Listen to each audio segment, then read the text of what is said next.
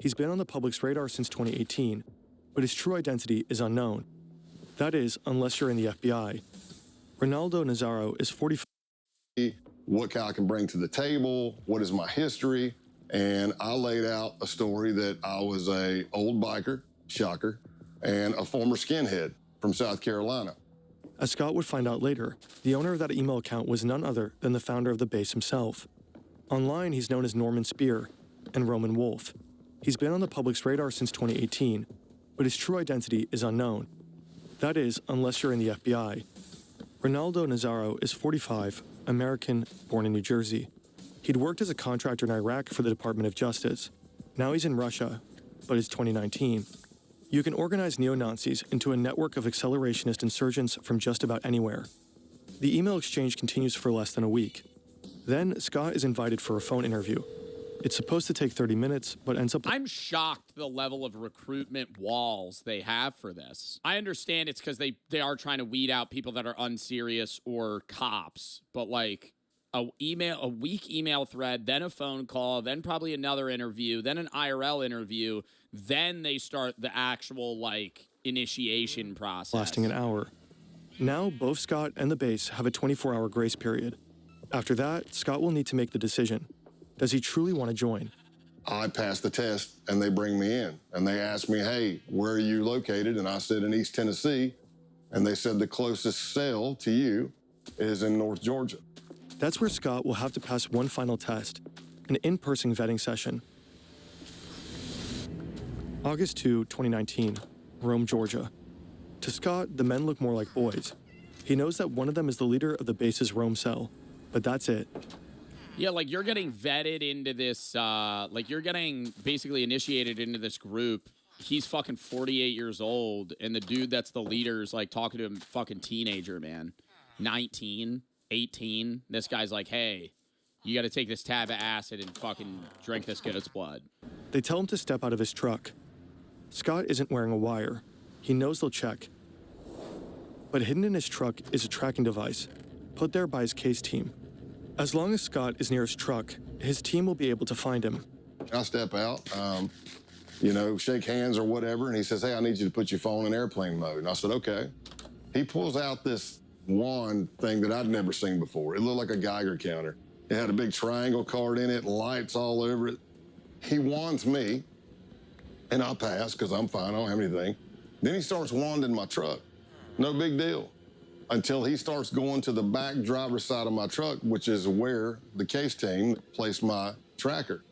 That thing he's holding in his hand starts going crazy. Oh, fuck. What device is he even holding? Brainiac over here, you have fucking super genius. He's got a fucking metal triangle hooked up to a fucking machine that's beeping for fucking hyper technology. That's used for fucking geo tracking. My God. The closer he gets to the back of the truck, it starts beeping, beeping, beeping, beeping, beeping, beeping. I see colors going on it. I'm like, oh no, man, it's picking up the tracker. Scott braces for a fight. He's alone. His team knows where he is, but they have no idea something is wrong. But he gets lucky. The other guy wonders if the device is picking up the power lines. And he walks over, and it goes crazy. And he's like, damn it, yeah, or whatever he says. Yeah, it's the power lines. Hey, follow. Yo, how the fuck has this happened 2 times for him? With the other biker gang, the dude's checking his jacket right by the mic and just fucking whiffs right over it. And then this time he's right next to the fucking tracker. He's like, oh no, maybe it's the power lines. All right, no, you're good. Plus to another location. Scott has to act fast. He has to get the tracker deactivated. Oh, they're going to rescan it. Oh, shit. No, these guys are so fucking smart in comparison to some of the other shit we've seen. And I'm holy fuck. Calling the case team, and I'm like, hey, you need to shut that tracker off. They're like, I thought they were just going to let him slide. They're going, no, we're going to go to another spot and rescan it. Fucking I'd chuck that tracker out the window. And at first, they're like, well, we can't shut it off. And I'm like, you have to shut it off. And they're like, well, if we shut it off, we're not sure. What if we can't get it back on and we lose you? I said, here's what... My brother, if you don't shut it off, they're going to fucking kill me. I'm telling you, whatever they have is picking up the tracker. If you don't shut it off, this is going to be a very fast undercover because it's going to be over as soon as we get to. I'm shocked they have technology the FBI didn't know about. Like, these guys just had a machine to pick up this fucking tracker and they didn't think about it. If it comes to it, I'm going to break it. Yeah, but they're tailing him right behind his car, Zod. You're going to be like, oh, 1 minute, real quick. Sorry, it's this. It's like a TI-84 calculator in the back. Sorry, I was just trying to get rid of it. Where we're going.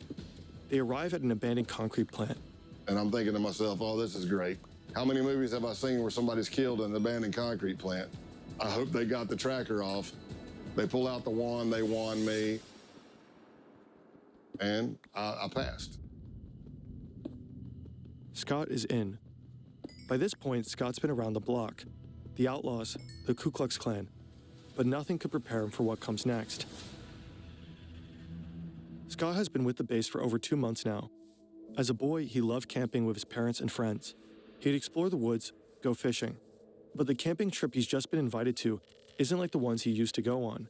The list of things to bring contains some unusual items. Guns, ammo, sunscreen. Weapons. I don't know. I can't get it past my mind that, like, even though they're an extremist group, they still do very, very normal things. Like, they're going on this camping trip, you'd be like, oh, I forgot my sunscreen. Oh, don't worry, man. I got you. It's Sunbum. Sunbum, great brand, great brand. At 50 SPF, smooth as jelly, man. right on your skin. Hold up. Let me get your back. All right, now let's cut this goat's head off. And the same kind of camouflage, fleck tarn, worn by the German military. This is no ordinary camping trip. This is a hate camp, an extended training session to prepare members for the Boogaloo. For the white skin? Oh, yeah, hell yeah, dude. I'm fucking burning like crazy. Hand-to-hand combat, weapons drills, grappling. Oh, so this is a training camp. Now, Scott has attended a number of similar training sessions, but this one is different. It's longer, 3 to 4 days, and it's bigger, with base members coming in from around the country: Texas, Alabama, Michigan, Delaware. He's familiar with many of the men he'll be camping Delaware with. At least he knows most of their online pseudonyms. Can't Go Back, Ison, Punish Snake, Dima, Big Siege, Zoomnat, all from out of state. And of course he knows his fellow Georgia cell members, Helter Skelter and Pestilence, who vetted Scott back in August with the cell leader himself. How old are they? 19, bro. Oh my God. Ison's 19, 27, 33, 27. Why are they all so young? MB, the militant Buddhist. Everyone knows Scott by his code name, Pale Horse.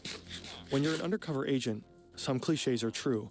Scott has learned to expect the unexpected, yet he fails to expect what would happen at the Halloween hate camp. I'll wake up to a pounding on my window.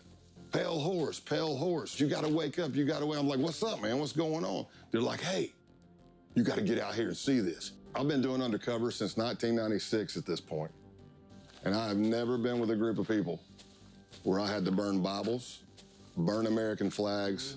I damn sure wasn't part of a group that went out and stole a goat and we sacrificed it at a pagan ritual and drank its blood. And I did all that in 3 days with these guys. Holy shit. After they decapitated the goat, the group comes together for a barbecue. The 18 and 19-year-olds were brainwashed for sure. Well, I think it's the idea that you're very impressionable at that age, right? Like your brain's fully forming 18 to 25. You could get manipulated or brought to one end or the other end of the spectrum politically or, you know, theologically or fucking mind-wise easily, right? Like it's that's the age where you become who you are. And it's like they're going to manipulate them. I'm not saying they're being manipulated, but like it's easy to fall in these like hard right, hard left, hard whatever, I guess extremist groups at that time.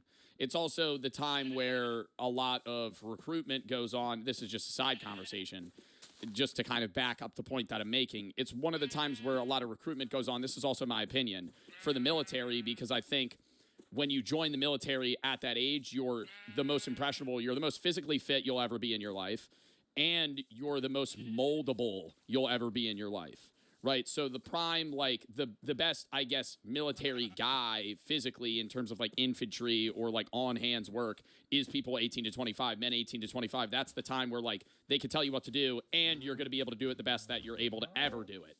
So They roast the goat over an open fire and have it for dinner. All of this, of course, while tripping balls. It's impossible to know what blossomed in their brains that night, what hallucinatory horrors they saw. If their drug-fueled fantasies were anything like their sober ones, then they dreamed of death and destruction, of killing Black Americans, Jews, anti-fascists, and communists, of the Boogaloo. Scott has become upsettingly familiar with these fantasies and with the beliefs that produce them. Behind each pseudonym is a young man, and within each young man is a darkness. The militant Buddhist's real name is Luke Lane. If the Boogaloo requires it, he says he could kill his dad. Pestilence is Jacob Cotterly. Damn, dude. I mean, that's not, I feel like that's so different from what they're talking about, bro, killing your dad. He believes Hitler is still alive. Michael Helterbrand. This was 2019. Hitler was born in 1889. He would be 120 or 130. And, aka Helter Skelter, says he'd have no problem killing the commie kid. Punish Snake, a former Canadian soldier who'd been doxxed by an undercover journalist, gets emotional talking about it. But he... What? Hold on. Former Canadian soldier who'd been doxxed by an undercover journalist gets emotional talking about it, but he knows he'll have to kill his ex-fiancée when the Boogaloo kicks off. She's half black. Scott Payne records all of this, and as he earns their trust, His ex-fiancée, somebody that he was previously engaged to, bro, and then immediately flips on not only her, but anybody that's a part of her racial group, bro. Wow. records more. And we did more and more trainings through that Saturday, but by that Saturday night, we went back down to the holy site and had a bonfire.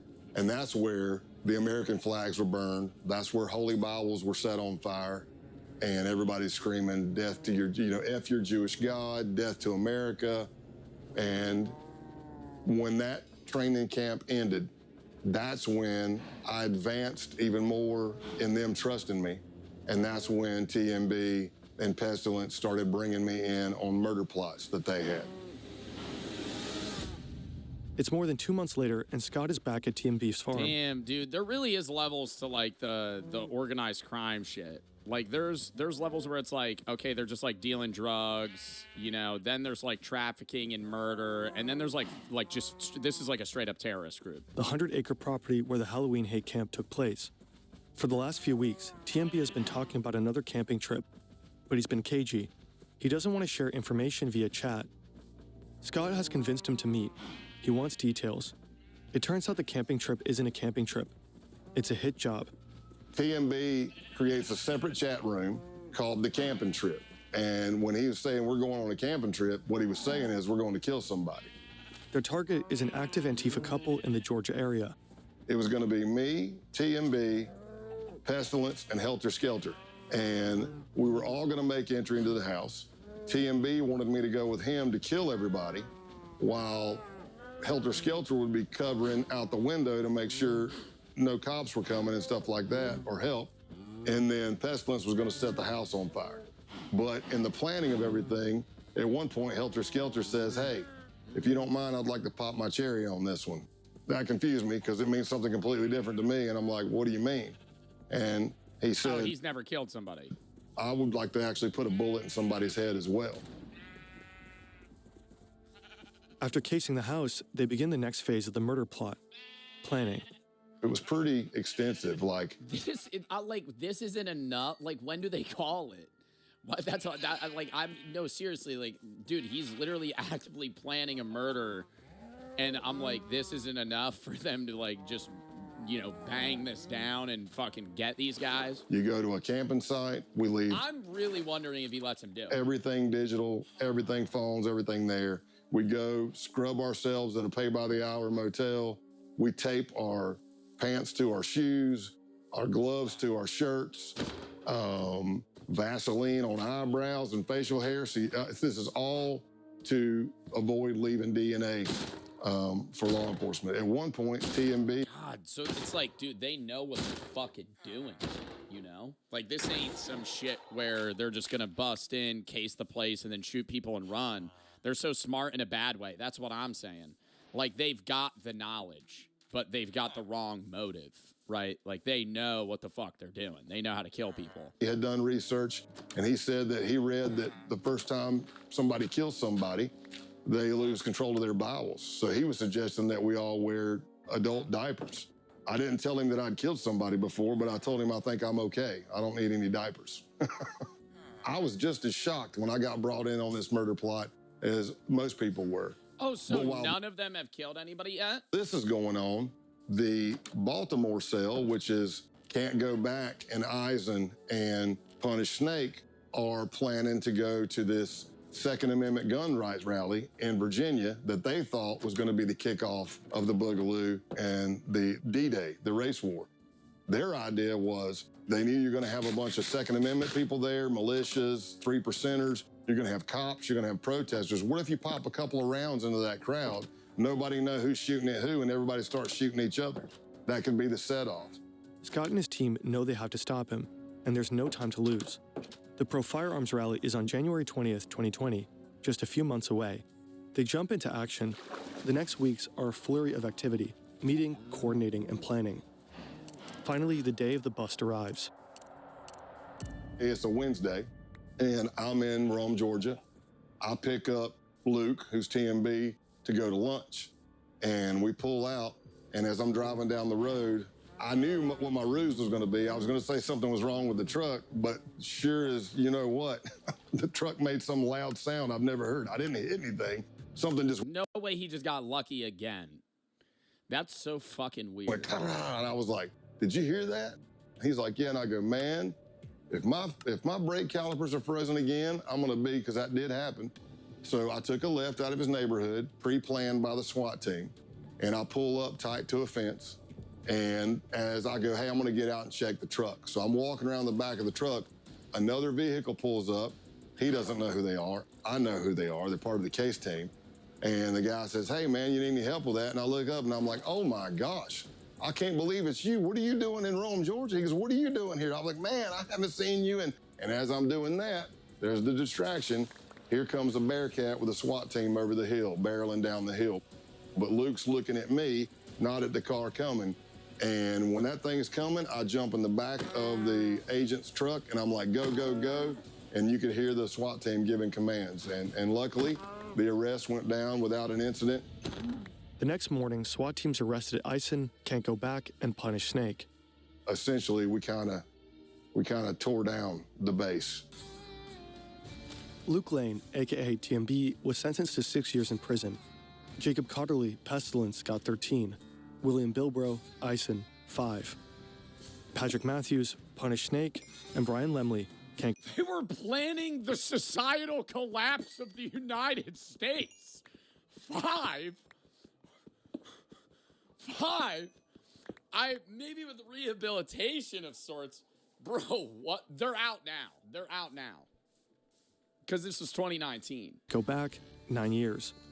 According to a recent Oh my God, dude, I hope they got help. Fucking, for the love of God, I hope they got fucking help, dude. Holy shit. Guardian article, the base is enjoying a resurgence. Its founder, Ronaldo Nazzaro, continues to live in St. Petersburg. Scott retired in June 2021. At his retirement ceremony, attended by friends, family, colleagues, and top FBI brass, June 30th was named Scott Payne Day. Dude, that was top 10 YouTube videos, bro. That's a top 3 Fern video for sure. Dadlor's gonna go crazy. Bro, Dadlor's gonna go crazy. Dadlor's gonna be unheard of, bro. Kid's gonna think he's fucking lying. Imagine that, bro. You hang out with your friends. Yo, your friends don't even care about you, bro. They just want to talk to your dad. So you infiltrated the Ku Klux Klan? Yeah, let me tell you about it. Fucking 9 hours later. So then, yeah, you know, I ended up getting them. They were going to blow up the government and shit. We put a stop to them, though. It was like right before. It was like a minute before. I got really lucky again. They thought it was the power lines instead of... What the fuck? I would listen to this guy talk about any story for fucking days, man. Holy shit.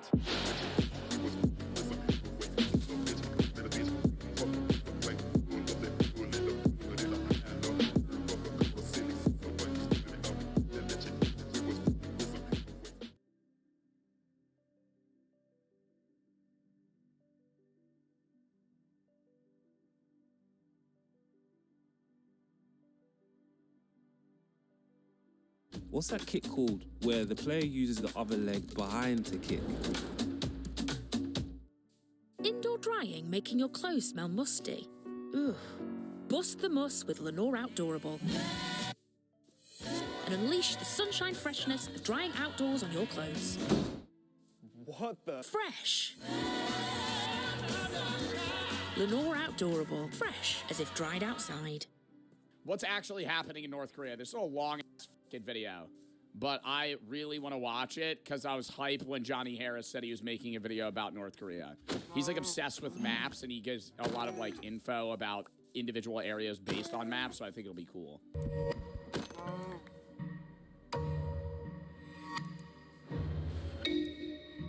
If you point I fucking hate when North Korea propaganda shows up on my For You page showing that stupid fucking building. This fucking building is empty. No one's in it. It's like a big ass building in North Korea. And they have like lights and it's like a whole LED thing that they can fucking make it like look amazing. No one lives in it. I'm pretty sure it was supposed to be a hotel. It's just barren on the inside. It's hollow. if you point a camera at the Earth 600 kilometers above the surface, it's pretty mesmerizing. But point it at the Korean Peninsula and you'll see this. South Korea is a... Dude, that's crazy. I love looking at light maps of the U.S. Point it at the Korean Peninsula and you'll see this. South Korea is a Yeah, they have one big city and a few dots. blaze, but North Korea is almost totally... Like, that's wild. It's 2025, and, like, they have one big city. Like, obviously, there's a lot of underdeveloped countries, but it's like, that's because their country as a whole is struggling versus, like, them inhibiting their people purposefully. dark. You've got this little point here for Pyongyang, the capital, but it's mostly a void. Do you think people know about you in North Korea? I don't think people in North Korea know about Twitch or YouTube. So no. I don't think the average North Korean person could name 5 Americans. Black Void tells a story of how the 25 million people live in this secretive kingdom of North Korea. But as the sun rises, we get to fill in the details. We get to see more. We get to see cities designed to control. We get to see an unfathomable amount of military installations, many of them burrowed into mountains, where they protect nuclear weapons, where the over 1 million soldiers endlessly prepare for war. There's over 10,000 manned military installations. So I never understand why North Korea ramps up their manned military so heavily. Like, I get that it's to, like, flex your power, and that's how, like, war used to be fought. But in modern times, wars are won with money and technology, not people. Like, having 1 million soldiers isn't winning you a war in modern day. It's, do you have enough money with enough trained individual people and drones and, like, experienced fighter pilots? Like, infantry is not winning wars in modern times comparable to, like, artillery, nukes, missiles, drones, tanks, jets, subs. Like, that's what's winning a war. Not like you rushing a front with 1 million. Like, it's not D-Day anymore. bases, naval sites, all that squeezed into Pennsylvania. We see factories. Infantries keep rebellions down. Oh, I think heavily. I think North Korea's military presence is disguised towards its people as a means of protecting their nation, when also it's heavily there to control its own people. Because the military has such a high, presence, they can't have a rebellion. They can't have a civil war. Lots of factories. We see these little islands of dense housing, which are the homes of the workers. But it's also like, I don't want to say it's like Stockholm syndrome, but like, if all of the North Korean people, like, not obviously high government officials, like, you would need some of them to come in, but like, the people at the top, it's not even just like Kim Jong-un and his sister that are like keeping it together. The reason North Korea doesn't fold is because the people that are under Kim Jong-un and his sister abide by them, and because they're benefiting as well. It's like the top 3 levels of people in North Korea benefit, and they control everybody below. But if you get like one of those stages to fold, you could just turn on Kim Jong-un. Like, you could just overthrow his government.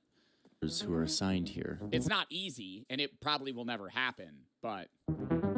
We see Oh yeah, they have all these fake fucking cities too on the borders of South Korea. barriers, lots of barriers. Barriers meant to keep people in. And not just on the borders with neighbors, but also within the country itself. Checkpoints and barriers between provinces. I've been looking at every inch of North Korea because I want to understand how it actually works. I want to understand how the all-powerful leaders have designed this place and why.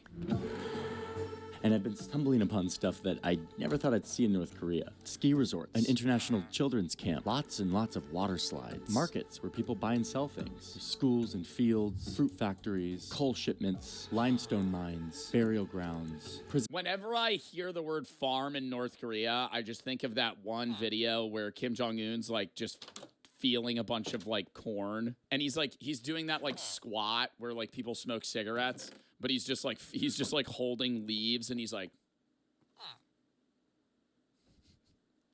he knows anything about crops. Camps in the cities and the mountains. Lots of strange-looking buildings, stadiums and tracks, and sports fields, empty roads and empty squares, Christian churches, a turtle-shaped building, apartment blocks where rich people live. I mean, you stumble upon some pretty wild stuff when you just scour every inch of the satellite map. I've also been talking to experts who spend their time looking at the map of North Korea, analyzing it day by day for decades. Their data has been really useful in all of this, and honestly, I'm starting to see North Korea in a totally different way. I think.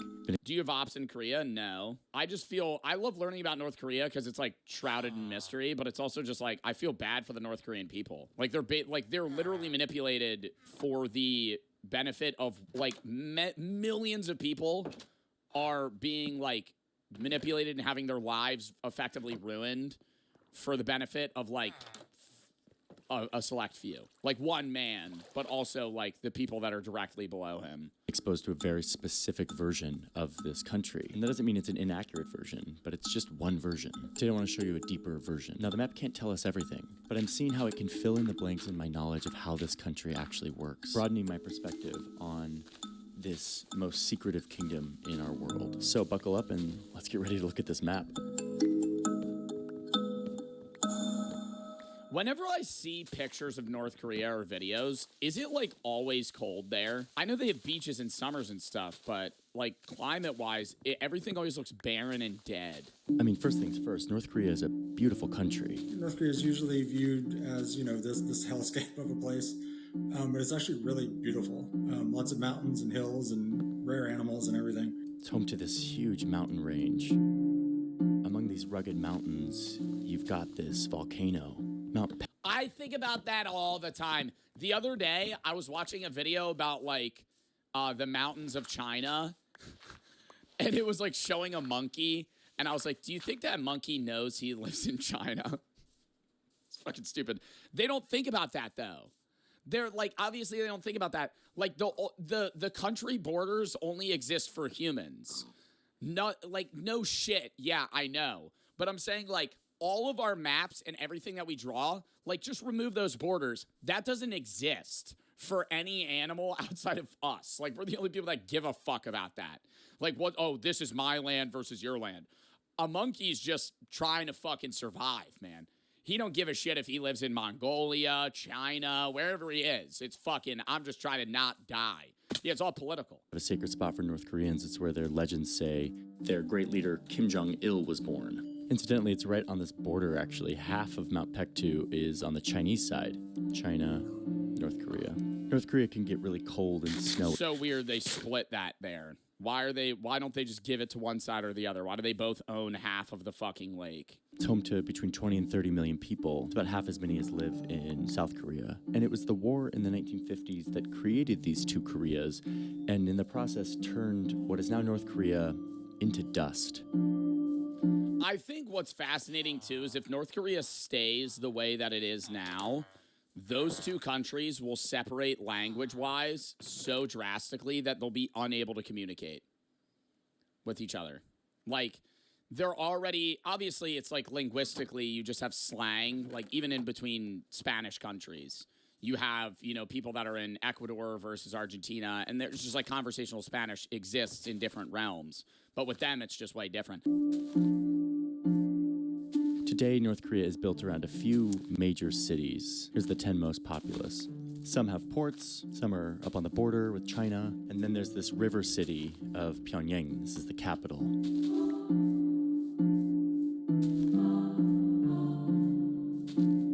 A lot of this had to be redesigned from scratch because the country was destroyed in the Korean War. The country itself is designed in line with this North Korean communist ideology of a human body. The great leader is the brain, and then the members of his single party. Well, and they can't have, you could get thrown into a camp for being religious. Like, if you get caught with a Bible, it gets confiscated and you get thrown. The only people you're allowed to praise, like, in an idol sense, or somebody as higher than yourself, is Kim Jong-un.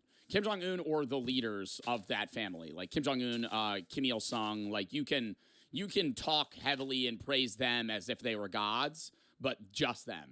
Like nobody, you can't do that with, you know, Jesus or Allah or God, or you can't.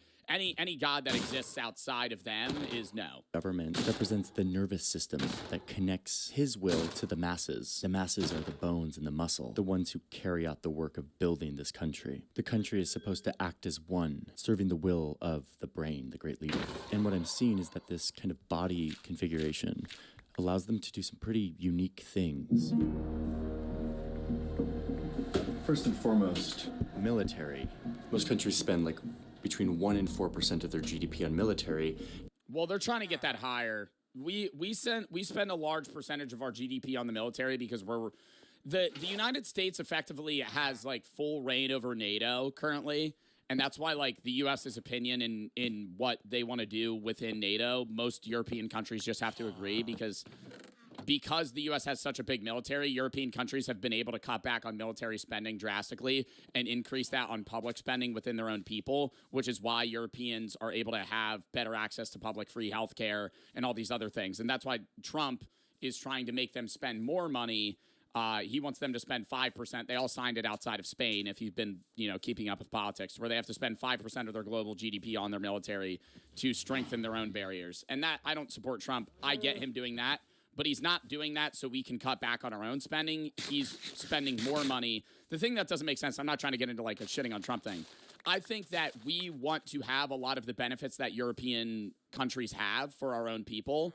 And I thought that when he was initially going to get these countries to spend more money on their own military, it was so we could take a step back and they could rely on themselves more heavily. But we're still ramping up our own military spending instead of cutting it back. We're just making other European countries spend more. It would make a lot more sense if we were like, hey, Germany, France, Italy, all these other countries, you got to spend 5%. We're going to cut back so we can save more money on our people. But we're not. We're just spending more and making them spend more, which is just confusing. North Korea spends like between 20 and 25% of their GDP on their military. And we've got the data on what that looks like. Whoa, okay, settle down, big boy. Oh, God. Look at this. Oh, my Lord, look at this. I don't think I've ever seen so I don't know what I'm looking at. many yellow push pins. Oh, these are all military posts? I thought I was looking at like cities. Boy, oh God.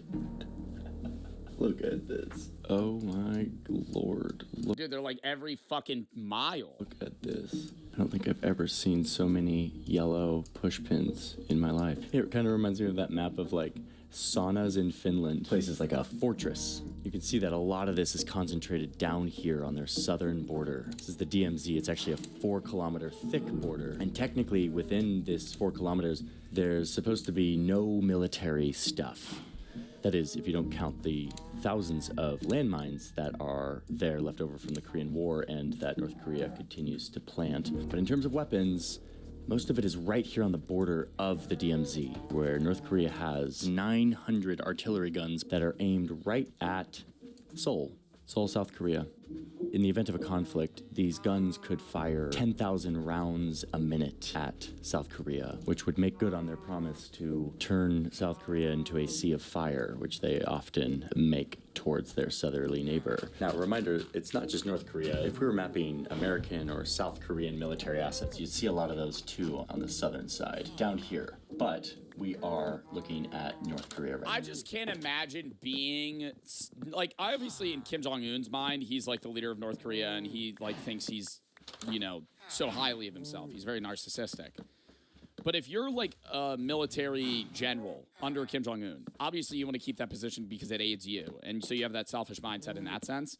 But are you ever sitting there as like, do you think his military generals are like, yeah, this is a good idea to have all of our infantry and all of our artillery pointed at Seoul? Like, dude, if they bomb Seoul, their country's getting fucking wiped off the map. If they were to ever bomb Seoul, South Korea, North Korea's fucked. Fucked. Yeah, they kill South Korea. Now Korea in general is just uninhabitable. You got underground bunkers, missile launch sites, nuclear reactors, airstrips, naval bases. North Korea has nukes. Yeah, and so do a lot of other countries, and bigger ones. So you've got the thousands of landmines, and of course, this little pavilion where soldiers from both sides stand meters apart. This is where the countries have their diplomatic talks. You've got 1,000 observation posts, 300 checkpoints and roadblocks, tons of military facilities that support the soldiers here, and then, of course, tunnels. Bro, and this is what's so fucking... I'm gonna sound like an idiot right now. And I know this is stupid. I feel like, you know when you're like, I could get to that person? I feel like if I knew how to speak to Kim Jong-un, I knew Korean, I feel like I could be like, come on, man. You know? Because I know about his life. Like, I know how he grew up, and he had a very Western mindset initially, and he was less opposed to being like closed off when he was a kid, because he learned school, like he went to school in Switzerland or wherever he fucking went to school. I'd be like, bro, you're getting fried. Nah, I feel like I'd be like, come on, man. You know, this is a little crazy, right? Like what do you think? I'd be like, bro, come on, they're praising you. You've made your people think you're a god. What's that about? You know. Like, you don't think you would be able to, like, reach him? He's too far gone. He has to be too far gone. So far gone. Like, he would take that as offensive. He would be like, fuck you. Like, it would be angry. Kimmy, this isn't you. I don't know. I feel like, dude, under every person, there is, like, no matter how crazy, I think there are people that are just truly evil. But, like, I think the majority of individuals, even that have done bad things, you can reach them. There's a core inside of them that's, like, not bad. And you have to get to that. Like, but I think his is just, like, miles deep. Like, you're never reaching that. You would have to, like, appeal to when he was a child and be like, dude, like, think back to when you were, like, 7. Like, you were a normal kid. Effectively.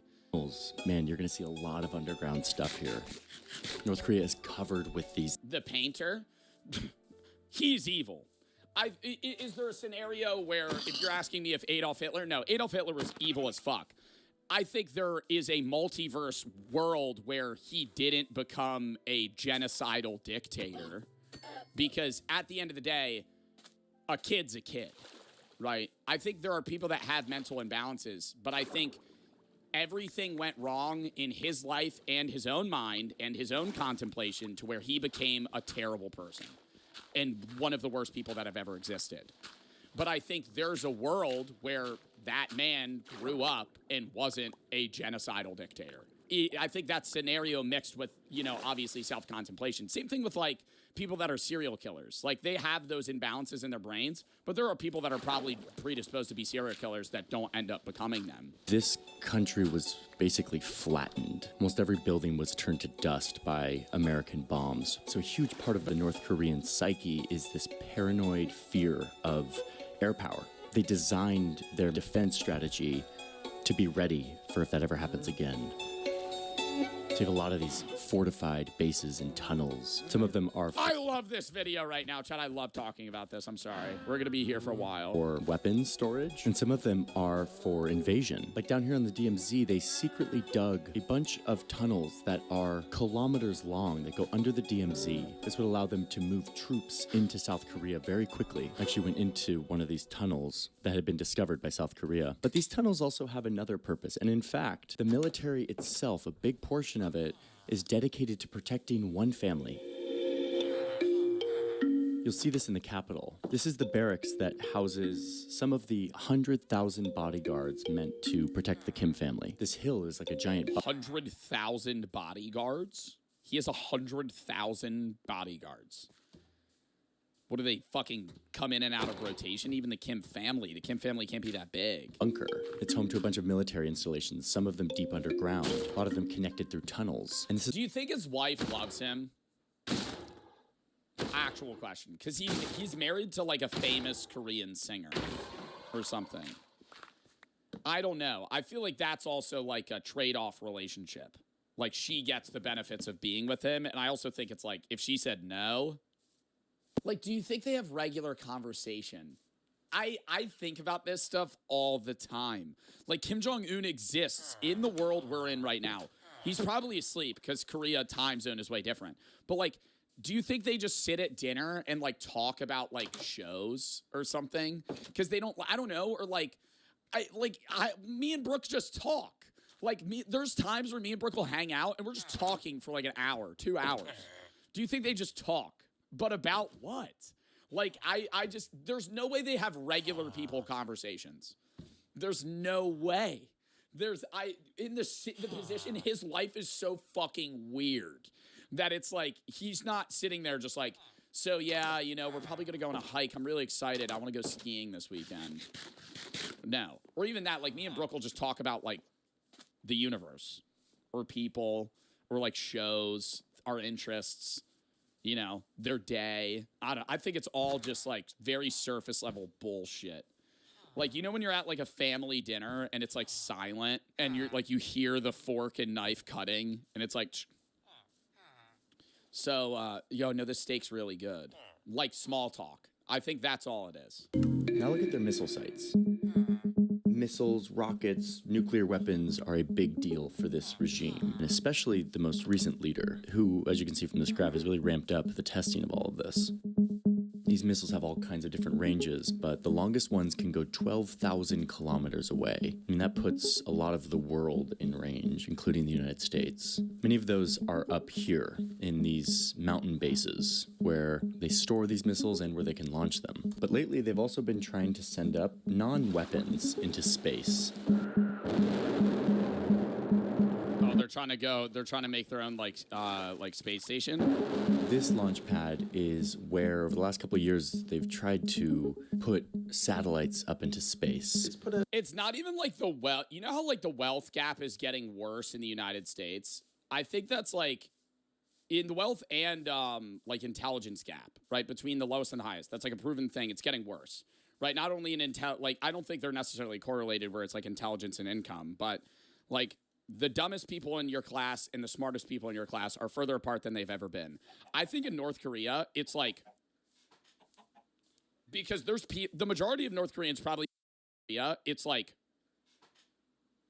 because the majority of North Koreans probably aren't receiving great education. And then there's like a few select 2% of people that are like, yeah, you're going to be an astronaut. And you come from a family of farmers. Satellite in orbit. There's only about 11 or 12 countries around the world that have ever put a satellite in orbit. The military is core to keeping the Kims in power, which is why they often show it off. I love this video from The Guardian.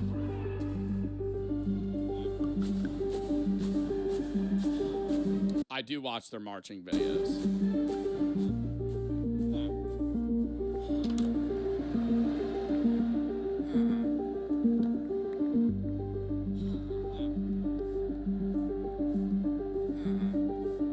They know when one of these things is going to happen because there's like a replica of the Kim Il-sung Square, the big central square, where all of these soldiers get together and practice. And so whenever they see activity in that practice square, they know that they're getting ready for one of these. So the military is a very important part of keeping the Kims in power. It's used as propaganda, it's used as actual defense, and it's often used to actually like build stuff. And you've got one of the largest militaries in the world, 1 million plus active duty. They're able to command that to do all sorts of projects, including construction projects, which we're gonna look at.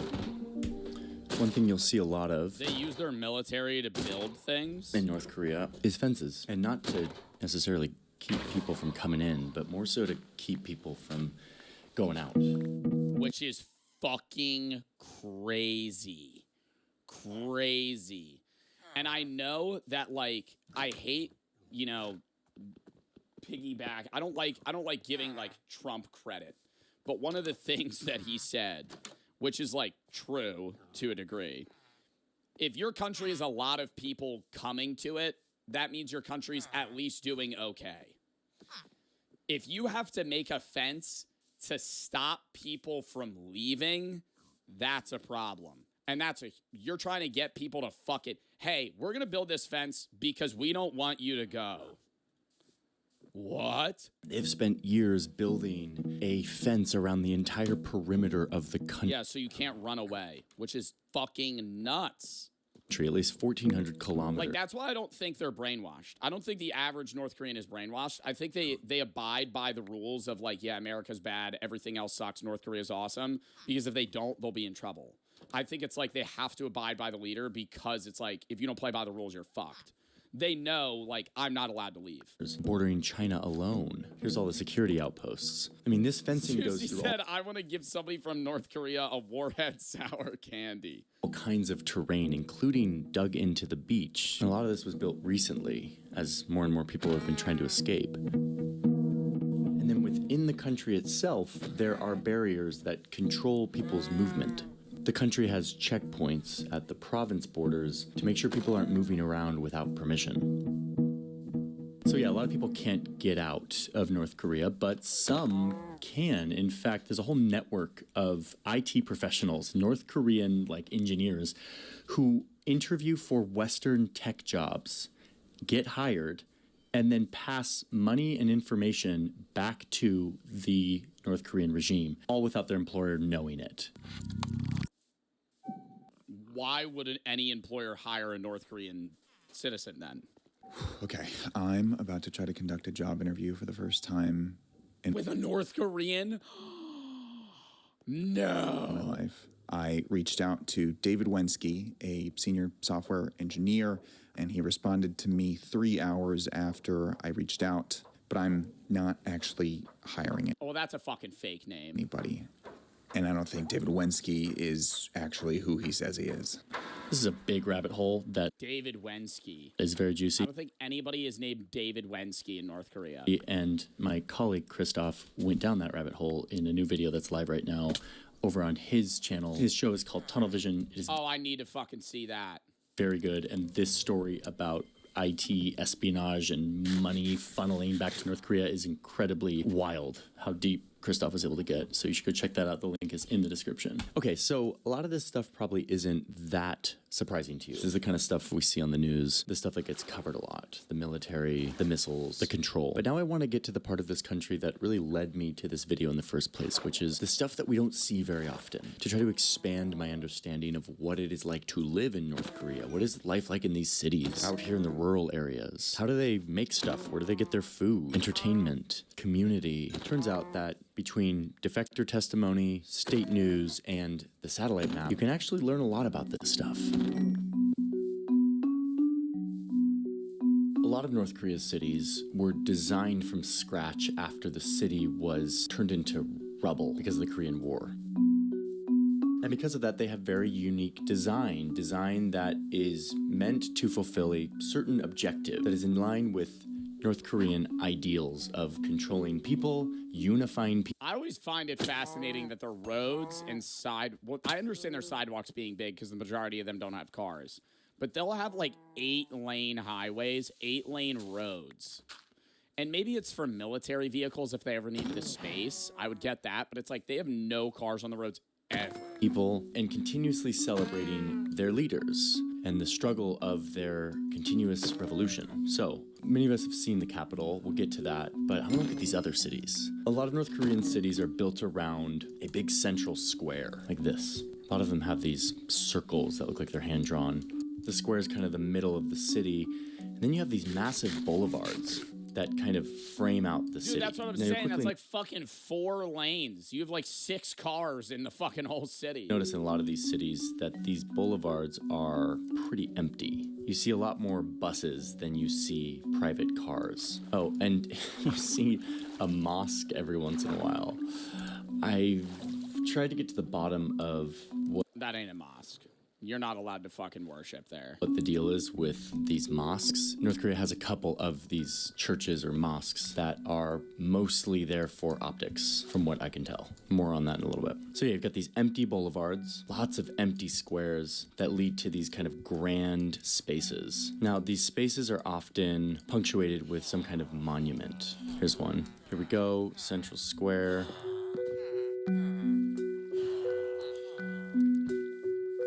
I mean, we can go back in time too and sort of look at the historical imagery. Huge boulevards, often very empty. Oh, boom, look, someone's visiting. So when you see people, you often see them in huge groups like this. At least that's what I've noticed from above. When there's people, there's a lot of them and they're all very close. But oftentimes this stuff is empty. Oh, look, here's a bunch of people lined up in near perfect geometry on this square. Every major city has a stadium. Now, some of these are in kind of bad shape, but some are really nice. You think they play like fucking, they have a soccer pitch. You think they play fucking soccer there? Sports is a big deal in North Korea. Some of the sports that are popular in North Korea, they do very well. I know they run track. I know they do a lot of running, a lot of marathons. So they're definitely, in some areas, sort of hitting above their weight, I think. Yeah. Though defectors do report that sometimes a stadium like this one in particular has been used for public executions or public shamings. Big part of the control regime. There's no way they do public executions in 2025, man. Fuck. Like, that's like some medieval age shit. They're bringing people out to the fucking football pitch in the middle of the track and hanging them. In North Korea is to publicly punish to keep people in line. Okay, and then recently the government declared that every city needs to have one of these. Children traffic park? Check this out. There are around 170 of these traffic parks, and these are new, but these are very important to North Korean cities. Remember What, so they learn how to drive a car? What are they doing? all those empty streets? Like, most people don't own cars in North Korea. They go on buses. But recently, that's kind of changing. There's even a car company that puts together, like, kit cars and sells them in North Korea. They're one of the few companies that actually advertise. And so because of that, there is more traffic in residential areas, which has led to more accidents for kids who are not used to dealing with cars. So this was... Oh my God, because it's sparking so rapidly. It's like every other nation that's gotten vehicle usage has been like a slow, gradual spike. They're just getting hit by cars. Because one day there's no cars, and in 3 months' time, there's fucking 10 times as many vehicles on the road, and they don't know what to fucking do. Oh my God, like what a traffic stop is. Like, they'll just jaywalk and get hit by a car. of traffic to promote public safety for children. One thing that's going on. Okay, so well, I mean, that's good. those are some of the design patterns and kind of common ingredients in a North Korean city. But let me show you some specific cities, because as we do that, you start to see how this country works, how its economy works. Hamhung is one of their bigger cities. You've got your standard big, giant, empty squares with statues of the leaders.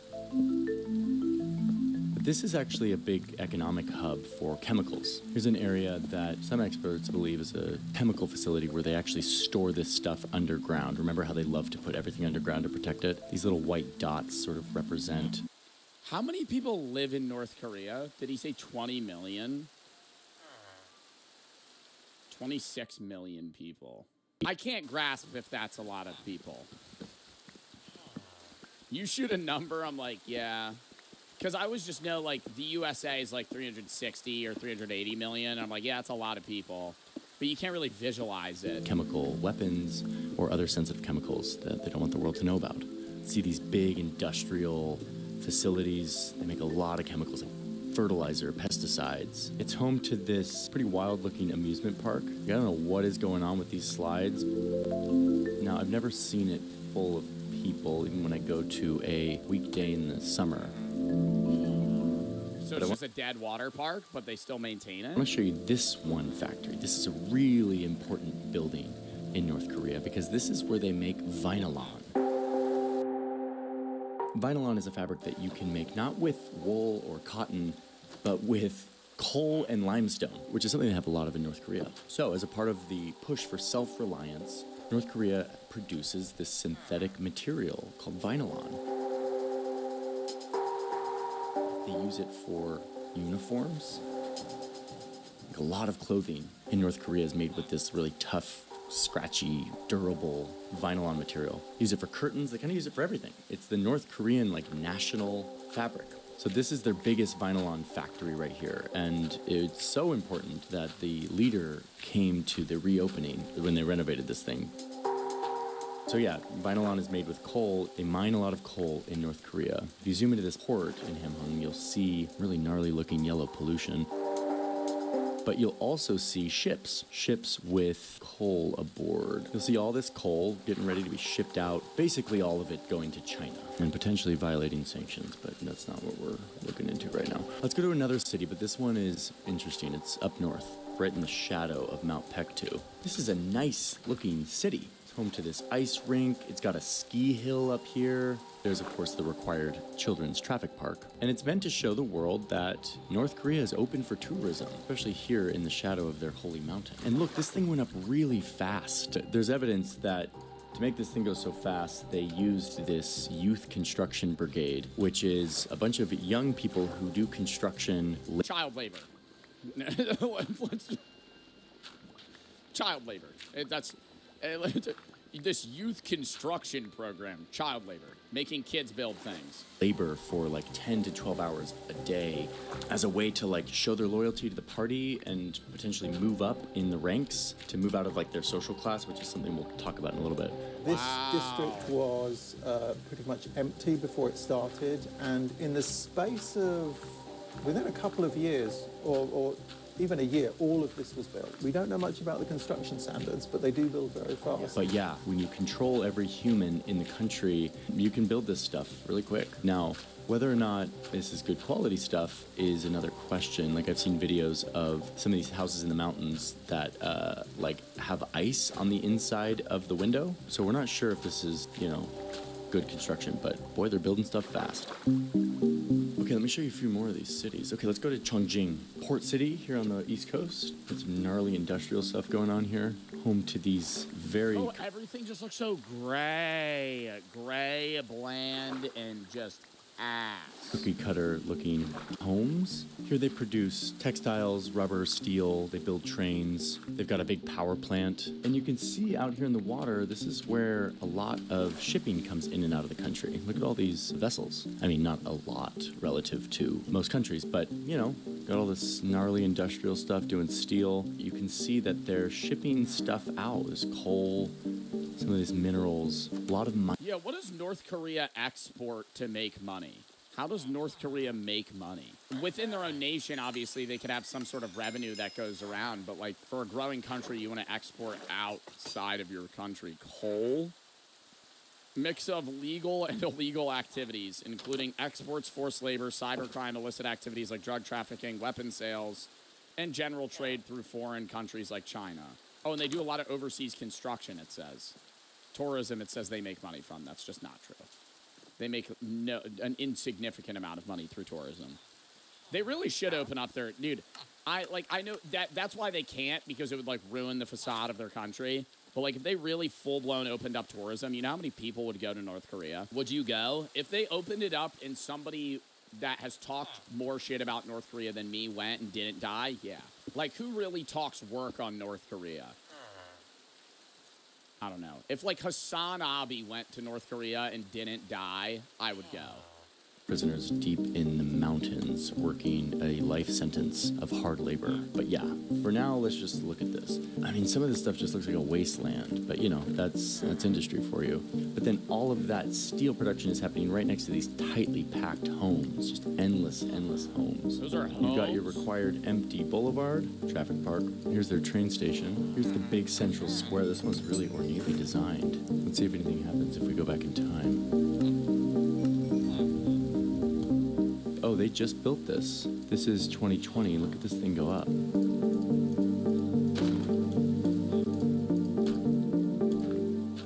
Looks nice. Statues of the two leaders, sports stadium. And if you look at these big blue roofs, you will see something that you wouldn't expect to see in North Korea. This is the home to a market where thousands of vendors buy and sell things all day here in the socialist, communist, anti-capitalist utopia of North Korea. So the story And here they is that can back set up their own singular shops. in the 90s, when the Soviet Union fell, North Korea was hit very hard because they were very reliant on aid from the Soviet Union. Mass famine spread throughout the whole country, and this region was very deeply hit. So it gave rise to this really resourceful black market. Homemade goods, smuggled goods, sort of bartering, trading. Between a couple 100,000 to a couple million people died during this famine. What's this guy's YouTube? Johnny Harris. He makes really good videos. And the black market was the only way that a lot of people lived and still live today. So in 2008, the government... Well, they get a lot of black market stuff from China. We've watched videos about that. Like, a lot of the things that North Korean people use and obtain outside of their own country is majority-wise from China. Through that border, they have people that trade through the fences and stuff. Like letting people buy and sell and smuggle stuff in, this is like not North Korean. The crackdown and the mostly women merchants in this city protested. You don't see that in North Korea. They marched to the city government office and there was like a big confrontation, and they basically said, like, we won't be able to live if you cut us off of this. Where North Korea started to change has been the sort of underground economy. It has become somewhat tolerated under Kim Jong-un, these kind of illicit markets. And today, the government continues to let this happen. This one we're looking at with the blue roof is a big example of that, but it's not the only one, not even close. These markets are now all over the country. So a lot of people get their stuff on this kind of black, gray, informal market, which has turned into a massive network of trafficking stuff in, usually from China and almost always illegally. Individual smugglers that will bring stuff literally across the river that divides North Korea and China. Sometimes those trading companies will, in the back of the truck, in addition to the shipment they're meant to be bringing in, bring a few other things in as well. And Oh, they're paying off the military. I think that's really how they get away with it, too. I think North Korea in general, Kim Jong-un and the military let it slide because in those microtransactions, they get paid off. I think the illegal smugglers are paying off specific members of that military or giving them certain goods that they want, like special cigars or weapons or cigarettes or beer or whatever it may be. then that will kind of flow into the black market that way. Back in the famine days, it was just the essentials. It was just rice and corn, just basic food. But with time, it started to become a more sophisticated private market. And today, you can get all kinds of cheap Chinese products. I mean, China is like the manufacturing powerhouse of the world, and they are right there next to North Korea. There's a lot of ships and trucks coming back and forth between the two countries, which serves as the arteries for this black market. A lot of these goods end up in these markets. Here's one in Pyongyang. There's a part of me that wants to do a whole video on these markets because they are very interesting. The whole informal economy of North Korea is something I might do a video on. If you're interested in that, let me know because, man, I want to pull on that thread. But real quick, there's two things that I feel like I'm learning about North Korea because of this informal market system. Number one, North Korea's very survival is thanks to the presence of China. China, this massive manufacturer, rapidly developing country, is a lifeline for North Korea, both in the formal trade as well as the informal black market. And the second thing that this kind of confirms for me is just how much the centrally planned communist government does not work. It does not actually work to allocate goods and services to the people. This country would not be able to survive without the black market. So in addition to China, the black market is the only way that a lot of North Koreans survive.